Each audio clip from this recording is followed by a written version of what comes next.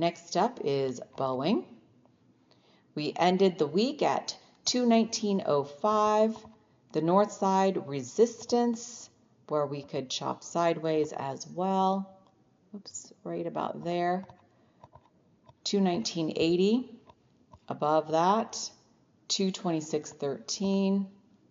Retracing 229.46 and 232.75. While I'm up here, let's just extend this. This gap will take us to 230.70.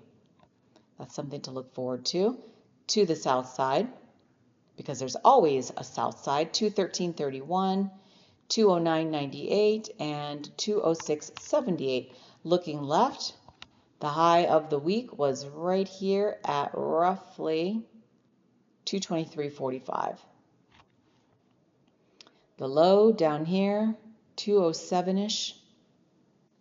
Okay. Oh, and this gap closed to the south side, 211.08 in an expected move. Congrats if you went short.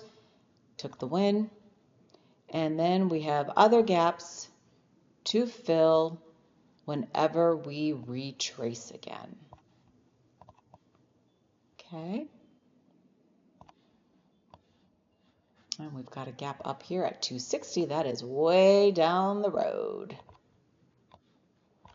All right, what is the last one? Nike. We ended the week at 44.93.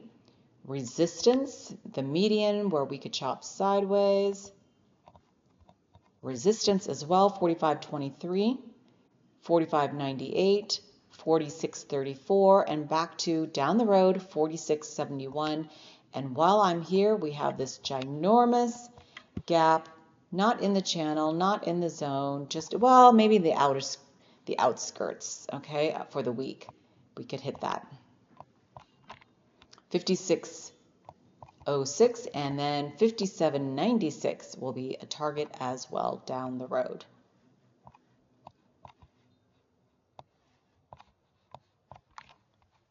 Way down the road.